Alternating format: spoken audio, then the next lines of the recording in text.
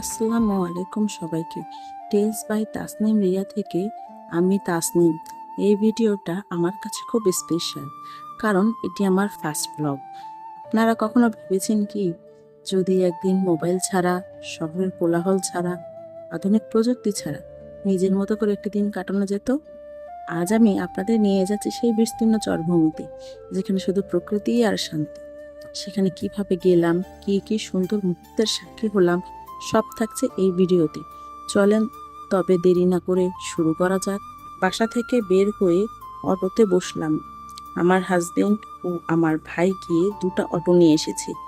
একটাতে আমরা কাজিনরা সবাই বসলাম, আর একটাতে আমার আম্মু এবং আন্টিরা বসলো। বিসমিল্লাহ বলে রওনা দিলাম। অটোতে বসেই চোখে পড়ে সবুজ ও প্রাকৃতিক দৃশ্যের উপর। দুই পাশে মাঠ, সবুজ গাছপালা আমার মনটা ছেয়ে যায়, আর খুব সুন্দর বাতাসও লাগে। কয়েক মিনিটের মধ্যে আমরা পৌঁছে যাই গাইবান্ধার ব্রহ্মপুত্র নদীর পাড়ে গঠিত সৈয়দপুর ঘাটে। অটো থেকে তেমন কোনো কিছু দেখা যাচ্ছিল না ঘাটের পরিস্থিতি, কিন্তু ঘাট থেকে এক ঝলক আলো এসে চোখে লাগলো। যতই ঘাটের কাছে যাই ততই আলো বেশি হয়। আমাদের অটোটা আগে গিয়ে ঘাটে পৌঁছালো। আমাদের অটো তখনও আসেনি। আমরা দাঁড়িয়ে তাদের জন্য অপেক্ষা করছিলাম এবং আশপাশের কিছু ক্লিপস নিচ্ছিলাম। বালাসীঘাট থেকে বালু নৌকায় করে এনে এখানে সৈয়দপুর ঘাটের ট্রাকে উঠানো হয়। সেখান থেকে বালু চলে যায় তার গন্তব্যস্থলে। এর মধ্যে আমাদের সেকেন্ড অটোটি চলে আসে। এখানে শুধু একটি নৌকায় নদীর ওই পারে যায়, সেই নৌকাটি এখনো আসেনি। নৌকা আসতে এখনো অনেক দেরি আছে। ঘাটে কয়েকটি নৌকা বাঁধা ছিল। আমরা সবাই ঘাটে বাঁধানো নৌকার ওপর বসে কিছু ছবি তুললাম, কিছু ক্লিপস নিলাম। ধীরে ধীরে রোদের তাপমাত্রা বাড়ছিল, কিন্তু নদীর এই মিষ্টি বাতাসের কাছে এই রোদ কিছুই না। আমরা কাজিনরা সবাই বাঁধানো নৌকার উপর বসে গল্প করছিলাম, আর আমার হাজবেন্ড তো নৌকার বৈঠা নিয়ে ক্রিকেট খেলা শুরু করছে।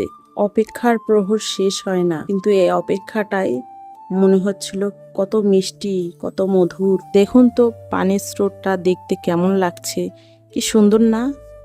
আমরা যে নৌকায় বসেছিলাম সেটি ছোট। ওখান থেকে নেমে সামনের বড় নৌকায় গিয়ে উঠলাম। আমার নৌকায় ওঠা দেখে আমার মেয়েও খুব আগ্রহ নিয়ে নৌকায় উঠলো। বলুন দেখি, এইভাবে নৌকায় বসে নদীর পাড়ে পানি দেখতে এবং নদীর মিষ্টি বাতাস খেতে কেমন লাগে? আমাদের অপেক্ষার প্রহর শেষ, নৌকা আমাদের চলে এসেছে। এখন নৌকা থেকে আগে যাত্রীরা নামবে, তারপর আমরা সবাই উঠবো। এই নৌকায় কিন্তু আমাদের আবার এখানে নামিয়ে দিবে। যেহেতু মাটি থেকে নৌকাটা অনেক উঁচু, প্লাস এখানে কোনো সিঁড়িও নেই, সেহেতু আমার ভাই আগে উঠেছে যাতে হাত ধরে ধরে সব বাচ্চারা এবং বয়স্কদের নৌকায় তুলতে পারে। নৌকা পাড়ে এসে দাঁড়াতেই সবাই নৌকায় ওঠার জন্য সিরিয়াল ধরে আছে। মজার ব্যাপার হচ্ছে, এখানে বেশিরভাগই সাঁতার জানে না। আমরা দুই একজন সাঁতার জানি, তবু আমাদের সাহস আছে। কিন্তু যারা একটু ভয়ে ভয়ে সাবধানে নৌকায় উঠছে, যাতে কোনো দুর্ঘটনা না ঘটে। আর আমার ভাই উপর থেকে তাদের টেনে তুলছে, যাতে সহজে তাদের নৌকাতে উঠানো যায়। প্রায় সবার ওঠা শেষ। এই ফাঁকে আমিও উঠে পড়লাম নৌকায়। ভালোই লাগছিল দেখতে, মনে হচ্ছিল পানির মধ্যে আমি ভাসছি। নৌকার যাত্রা শুরু করলো। ধীরে ধীরে এগোচ্ছে আমাদের নৌকা। আমি তখন আর বসে থাকতে পারলাম না। চোখের সামনে যে দৃশ্য বসে দেখে শেষ করার মতো না, তাই আমি নৌকায় না বসে আপনাদের জন্য কিছু ক্লিপ নিচ্ছিলাম, যাতে আমার অনুভূতিটা আপনাদের সাথে শেয়ার করতে পারি। নৌকার এই জার্নিটা আমরা সবাই এনজয় করছিলাম। আমিও কিছু ছবি তুলেছি। ব্রহ্মপুত্র নদীর বুকে প্রথম যে চরটি দেখা গিয়েছে, এটা ছোট, যার কারণে এখানে কোনো মানুষ থাকে না। আমরা যে দ্বিতীয় চরটিতে এসেছি, এখানে মানুষ বসবাস করে। এই চরের দুই পাশেই নদী, মাঝখানের চর। আমরা চলেও এসেছি। এক এক করে সবাই নামছিল। আমার মা একটু বেশি ভীত, কারণ তিনি সাঁতার জানে না, তাই তিনি নামতে একটু ভয় পাচ্ছিলেন। ধীরে নৌকা থেকে নামছিলাম, কারণ সামনে কাদা ছিল, পিচ্ছিল ছিল, যার কারণে একটু সাবধানে নামতে হচ্ছিল আমাদের। নৌকা থেকে নামার পর আসলে একটু থেমে গিয়েছিলাম। চারপাশটা এত সুন্দর ছিল, ভাবছিলাম ক্যামেরা অন করব নাকি দু চোখ ভরে দেখব। সবুজ মাঠ, গরু চড়ছে, ছোট ছোট ফুল ফুটেছে ঘাসে, যেটা চোখে দেখলেই অনুভব করা যায়, ক্যামেরায় বন্দি করা সম্ভব না। মন চাইছিল না এই সুন্দর মুহূর্তটা মিস করতে, তাই ক্যামেরাটা অন করলাম। কারণ এই সুন্দর মুহূর্তটুকু আমি শুধু নিজের সঙ্গে না, আপনাদের সঙ্গেও শেয়ার করতে চাই। পরে যেদিকে তাকাই শুধু সবুজ আর সবুজ, দু চোখ যেন শান্তিতে ডুবে যায়। আল্লাহ আমাকে এত সুন্দর একটি জায়গা দেখার তৌফিক দিয়েছে, এর জন্য আলহামদুলিল্লাহ। আশপাশটা দেখুন তো কত সুন্দর, শুধু সবুজ আর সবুজ।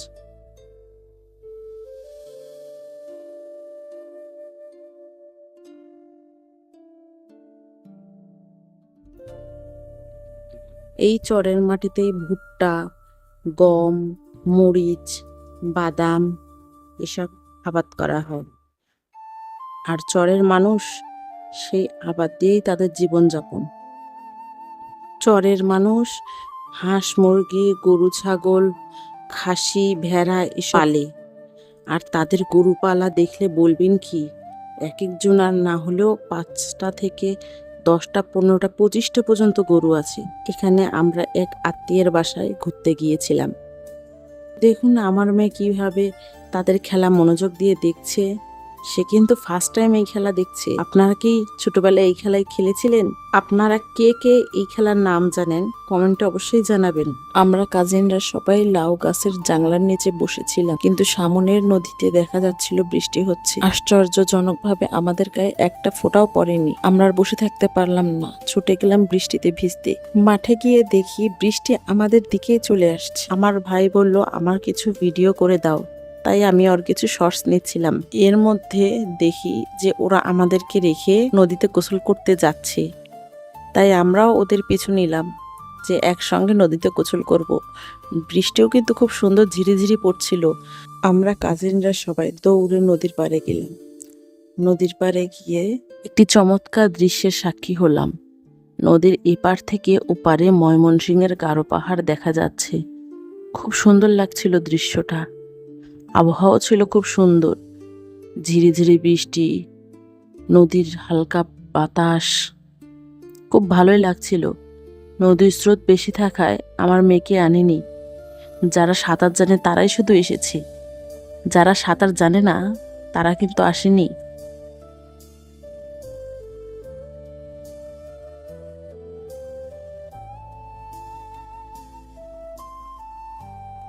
পাশে মাঝিরা নৌকা বানাচ্ছে এবং নদীর কিনারায় ঘোড়া ঘাস খাচ্ছে। নদীর ঘাটে বাঁধা ছিল কয়েকটি নৌকা। আমরা একটি নৌকায় চড়ে বসলাম এবং আমরা প্ল্যান করেছিলাম যে ওই নৌকাটা আমরা চালিয়ে নদীর মাঝখানে নিয়ে যাব, কিন্তু স্রোত এত বেশি যে আমরা চালাই একদিকে, নৌকা চলে যায় আর একদিকে। আমরা যদি নৌকাটাকে স্রোতের বিপরীতে নিয়ে আসতে চাই, স্রোত আমাদের নৌকাটাকে তার সঙ্গে ভাসিয়ে নিয়ে যায়। পানির সঙ্গে কিছু ক্লিপস নিলাম, ছবি তুললাম। ছবিগুলো আমি ভিডিও শেষে অ্যাড করে দেব। বলুন তো এই মজা এবং এই অনুভূতিগুলো শহরের লাইফে পাওয়া যাবে কি না? কখনোই না।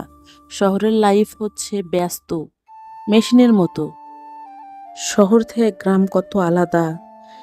আমরা এখানে যে 4জন নৌকা চালাচ্ছিলাম সবাই সাঁতার জানি, আর যারা সাঁতার জানে না তারা শুধু নদীর কিনারায় অল্প পানিতেই সাঁতার কেটেছে নৌকা ধরে, আর আমাদের ভিডিও করেছে যে আমরা কি কি করছি। আমি গত 10 বছর পর নৌকায় উঠলাম এবং নদীতে সাঁতার কাটলাম। আমি আমার অনুভূতি এবং প্রাকৃতিক সৌন্দর্য ফোনের ক্যামেরায় বন্দি করে বোঝাতে পারবো না, কিন্তু আপনারা বিশ্বাস করেন, ওই জায়গায় গেলে আপনারা বুঝবেন যে শহর এবং গ্রাম কতটা পার্থক্য। শহরের জীবন আলাদা, গ্রামের জীবন আলাদা, কোনোটার সাথে কোনোটার তুলনা হয় না। আপনারা যারা যারা 90 দশকের মানুষ তারা বুঝবেন যে পার্থক্যটা কোথায়, কিন্তু যারা এই যুগের তারা কখনোই বুঝবে না।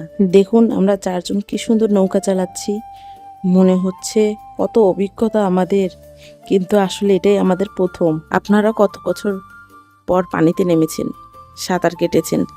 আপনারা কি কখনো নৌকা চালিয়েছিলেন? অবশ্যই কমেন্টে জানাবেন। স্রোত আমাদের বিপরীতে ঠেলে নিয়ে যাওয়ায় আমরা কানিতে আসতে পারছিলাম না, তাই আমার কাজিন নৌকা থেকে নেমে নৌকাটা স্রোতের বিপরীতে টেনে আনছে। আমরা প্রায় 2-2.5 ঘন্টার মতো পানিতে ছিলাম। পানি থেকে উঠে শাড়ি পরে মাঠ কিছু ক্লিপস নিলাম, ছবি তুললাম। ছবিগুলো আমি ভিডিও শেষে অ্যাড করে দেব। বাবা মায়ের কিছু ভালোবাসার মুহূর্ত, ফ্রেম বন্দি করলাম। মাশাআল্লাহ বলতে ভুলবেন না কিন্তু।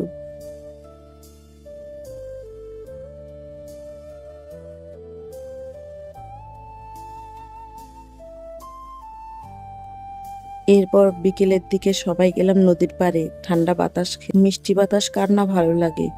নদীর এই দমকা হাওয়া মনটাকে ভরিয়ে দেয়। আমাকে তো ওখান থেকে উঠে আসতে ইচ্ছেই করছিল না, মনে হচ্ছিল এখানেই সারা জীবন থেকে যায়। যেহেতু চলে যেতেই হবে সেহেতু দেরি না করে, ছোট বাচ্চা নিয়ে বেশি রাত না করে আমরা নৌকার উদ্দেশ্যে রওনা দিলাম। এবং নৌকা আসতে দেরি করায় সে আবার ছবি তোলার জন্য ওই পাশে যাচ্ছে। গরুগুলোকে পার করার সাথে গরু কি যেন মনে করে তাকে শিং দিয়ে গুঁতা দিতে চাইছিল।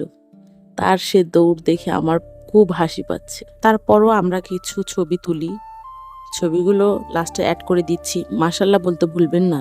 নৌকার জন্য আমরা প্রায় আধা ঘন্টার মতো অপেক্ষা করেছি। এর মধ্যে অনেক কয়বার বৃষ্টি হয়েছে, আবার তীব্র রোদও উঠেছে। যতই বিকেল হোক আশপাশ ফাঁকা, কোনো গাছপালা বড় সেই রকম গাছপালা নেই, যার কারণে রোদের তীব্রতাটাও বেশি, কিন্তু বাতাসের ফলে অতটা তীব্র রোদ লাগেনি। এরপর নৌকা আসে পৌঁছায় ঘাটে। আমরা একে একে সবাই নৌকায় উঠে পড়ি, গাইবান্ধার উদ্দেশ্যে রওনা দেই। এই ছিল আমার গাইবান্ধার চর আর ছোট নদী যাত্রার গল্প। আশা করি আমার এই ব্লগটা আপনাদের ভালো লেগেছে। ভিডিওটা ভালো লাগলে লাইক দিন, কমেন্ট করে জানান আপনার মতামত, আর অবশ্যই সাবস্ক্রাইব করতে ভুলবেন না। আপনাদের ভালোবাসা আর সাপোর্টেই আমাকে নতুন ভিডিও বানাতে উৎসাহ দেবে। ততক্ষণ পর্যন্ত ভালো থাকুন, সুস্থ থাকুন। আল্লাহ হাফিজ।